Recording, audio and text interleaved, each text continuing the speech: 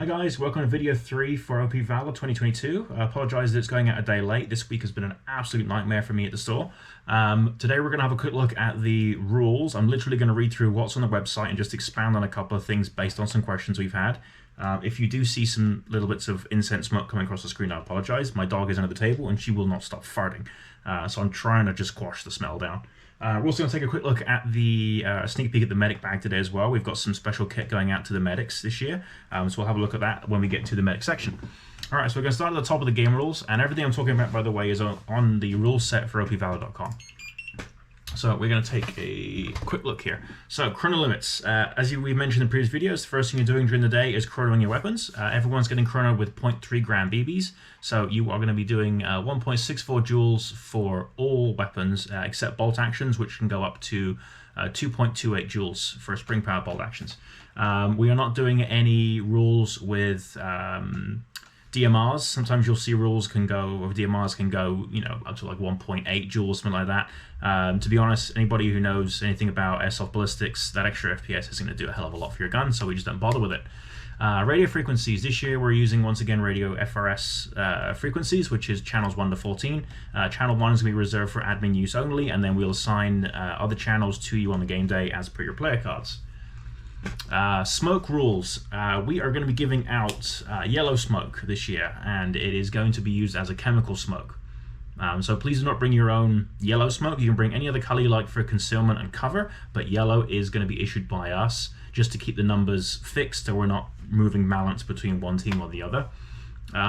If you are caught in yellow smoke this year, you are going to be considered infected, which basically means you can only shoot using your offhand. What that means is normally if you grip the rifle with your right hand when you fire, you'll have to use your left. It's a really simple rule just to put you on your offhand, and it just makes it a bit more difficult, so there's an incentive not to get caught in yellow smoke. Please be honest when it comes to yellow smoke. It is designed to, we're using yellow smoke to, control the game and push people away from certain areas. So if you get caught in it, just please be honest. You can be cured from yellow smoke, by the way, which is going to be in the medic rule section when we get to it.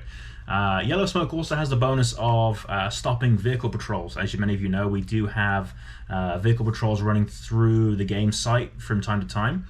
And the only way to stop a vehicle patrol so you can loot the drivers is by using yellow smoke. They cannot drive through it, so the idea is you have to stop the lead vehicle. Don't try and throw it at the halfway through the convoy because they will ignore it. You have to stop the lead vehicle. The lead vehicle controls the convoy.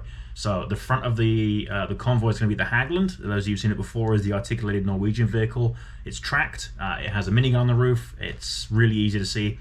Basically, I would suggest you've got a 90-second burn time on the smoke, so if you want to stop it, put it in the pathway of the vehicle. They have to stop. But I will say, they will not be firing if they stop. Their weapons are disabled when the vehicles are not moving. So you know you've got 90 seconds on that smoke. Once the smoke clears, their weapon's free and they're going to move. So timing is going to be crucial with smoke grenades. As a one more quick note as well, when you're shooting offhand, if you're infected, if you die and respawn at your main base, that effect is removed because you're effectively a new player. If you're revived by a medic, it is not removed. Just as a heads up, when you're bleeding out and brought back, you still have to shoot offhand. But if he gives you the antidote, which medics are carrying, that removes the effect. Vehicles we've spoken to, basically when the vehicles are moving, their weapon's free to shoot at anything that moves. So they're just there as an antagonistic force. They're not really shooting anyone specifically. So if you see a vehicle, I would suggest you move. If you do manage to stop the convoy, they can be looted. The drivers are carrying item cards, which are worth points. So there is an incentive to stop the convoys and loot them. Every time they are on the move, like when they reset and do a new convoy, they have new loot cards. So you can loot them multiple times throughout the day for multiple points. So I would suggest if you get a stack of yellow smoke, save them. Don't go and blow them just on pushing teams away from an objective. Be strategic with your equipment. You've only got so much of it. That being said, when it comes to vehicle safety, do not lay in roadways. They have a set path they use. They don't deviate from marked roads in the game. So don't lay in roadways. It's just not safe. Some of the visibility from these vehicles can be limited, especially if they're high up and they're coming over a crest. They won't see you. If you hear a vehicle just please get out of the way, stay safe around them as well. That being said, if you do stop a vehicle, you cannot climb into or on a vehicle, and you may not enter a vehicle. You may only speak to the driver when it comes to looting. Medic rules. So each team is going to be assigned 3 medics. They are basically going to be given one of these. This is a medic pack. You don't have to have fixed medics. If you want to give this pack to someone else throughout the day and give different people different turns on it, you can 100% hand this off and give it to a different player. But you're only going to get a maximum of 3. These are issued at the beginning, and each team has a different color bag. So you cannot take an enemy team's medic bag. It is assigned to that team, and it must stay with them. Basically, like other years, if you are shot, you get a 3-minute bleed out. It's been reduced from 5 to 3 just to speed things up. Once you're on the floor, that is considered your bleed out time. If enemy players come to you, they can loot you, and basically you're going to have little cards attached to your webbing somewhere that they can take one of those 5 cards to score points. Otherwise, a medic can come up to you and they can use one of their bandages. So this is basically what the medic packs are going to look like. Up top there is 2 sets of 5 bandages, and at the bottom there are 5 syringes. The syringes are used to cure the yellow smoke effect from players, so they can shoot with their main hand. And don't worry, we're not using anything special. These are just empty syringes that we got from PV Mart. There's no needles or anything. When you go back to your main spawn as a medic, you can basically pull these plungers out to reset them, and then when you get to a player in the field to remove the effect, you just stick it anywhere on their body and squeeze it in. That is considered used, and it just gets put back in your medic bag, and keep it somewhere safe, because you will need to reuse these when you respawn.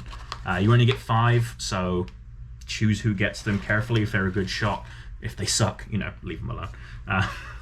And then in here there are 5 bandages, and these are just simple white gauze. When you get to a player, unravel this, tie it around their arm, their leg, just around one of the 4 limbs, and just quickly tie it off. That bandage then stays with that player until they respawn at their main base. Okay, that's super important, just to make sure that you don't have too many bandages in your kit, and you can just literally tie this into a piece. Each player is only allowed to get 1 of these. Okay, so you can't have a guy turning back to base with 4 limbs all bandaged up. It is 1 per player. If they get shot at again, once they're over that 3-minute bleed out, they go and reset. This is a note for players. If you have 1 of these on your person, make sure it goes back to your main spawn. If you don't return these to your main spawn, there's only so many given to a team. If your medic doesn't have these, he can't res you, and the medics are effectively useless. And just to slow down medics, once you get back to your spawn, if there are none of these rolled up nicely, you will have to roll these back into a tube before you can use them. And the easy way to do that is just to loop it over your hand 4 times, roll it up. It doesn't have to be super neat. You can do it as quick as you like, but it is designed to slow you down, so you can't just roll back, grab a handful, and run back out. That's all we expect to see. Just something super simple. Wrap it up and stick it back in your med kit. Admins will be checking, obviously, to make sure you just don't have a big mess inside your bag. It's got to be neat when you're on the field until it's all completely used up. But that's it. And also, the tactic there is, as well, is if you're a player heading back to your main spawn, if you've got 1 of these and you want to save your medic a headache, it's a good idea to roll them up for the medic before you put them back in the restock tin. And there will be a tin assigned to each team with just medic supplies in it that the medic can go back and refill. Obviously, if you're trying to respawn quickly, you go back, you take off your bandage, drop it in the tin, let the medic roll it back up. But, as a hint, it's nice to roll your bandage back up for your medic just to save him some time. But yeah, that's basically the medic bag. As I said, each team's going to get 3 of these, and they can be, whoever wants to be assigned as a medic can get this, and it can be either shoulder strap, or there are molly straps on the back to attach it, or you can just stash it in your own kit backpack if you have it. So that's that. Let's have a quick look here. Yeah, we do recommend to wear a watch or something on your wrist so you can count to 3 minutes. Just keep it fair as best you can. If you haven't got a watch, count to 20 as many times as you need to get up to it. Medics can revive. If you are downed again, you must respawn. Again, you can only get spawned once. You must respawn at your main base. We covered that. Pretty much it. Special notes. Each team only has 1 main spawn. Okay, so because this game is experimental and we have 4 teams this year, there are no secondary respawn points for the main 3 teams. The outcasts have their own spawns, which they will know about, and main players will not. But the main 3 teams, yeah, you've only got 1 spawn. If you are shot, you go back to your main spawn to get back up and running. So that also makes it easy. If you have like a go bag with your water and snacks in it, extra ammo, you can leave that at 1 spawn point, and you always know where your stuff's going to be. Let's have a look here. If you loot a biohazard bag for items or cross into white taped biohazard area, you're now infected. Must adhere to the offhand shooting rule. As mentioned in the smoke section, if you're caught in yellow smoke, or if you touch one of our biohazard loot bags, which I did not bring in with me, but basically it's a little white specimen bag. You probably peed in a cup at some time in your life here. That little specimen bag is what we're using for loot items. If you touch one of those to get the items out of it, you're also considered infected. And on various points of the field, there is biohazard areas which are taped off with white bio tape. If you enter that, again, you're infected. And as we mentioned, medics can cure you, or when you die, you get it back. Certain items on the field will have your team's logo, and if you don't know what your team's logo is, it's going to be on the patch you get as part of your player pack. So you can only touch or interact with items that have your player item on it. So basically, if there is a, say, an ammo dump somewhere, and there's 8 tins, and you have to take 2 of them, take the 2 that has your item or your logo on it. Don't move or mess with other people's stuff again, because you're just changing the balance of the game, and it's already been designed a certain way. So only items with your logo can be manipulated. Weapons and ammunition. There are no ammo limits. This is a Milsim light game, so although there are lots of missions and it's going to be difficult, we don't restrict ammo capacities to be carried on you. Same thing with weapons restrictions. There are no faction or area-specific weapons. No grenade limits, so you can carry as many as you want, except for smoke color limitations. Obviously, yellow is issued. We have no mandatory packing or kit list. We would recommend certain things. Water is a huge one. Weather during this time of year can be ranged from completely sunny. One year it did snow when we had a game further north, so it can be very unpredictable. So pack accordingly. If you need to bring wet gear, I'd bring extra socks. Just look at the weather the day before and try and pack accordingly for that. All weaponry were limited to semi-auto only. This is for every weapon in the game, with the exception of designated LMGs. If you are running a machine gun that in real life would be supplied with a box, so we're talking M249s, M240 Bravos, Crytek LMGs, things like that. If it comes with a box in real life and is designed as a support weapon, that is what you are using.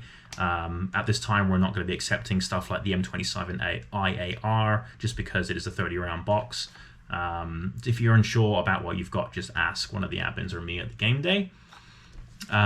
You may not bring your own fireworks. It's been a problem in the past. It has to be something that is designed to be used against players. So we're talking Thunder Vs, Thunder Bs, airsoft grenades. If you have tag-ins somehow, please check with me with the ones you have.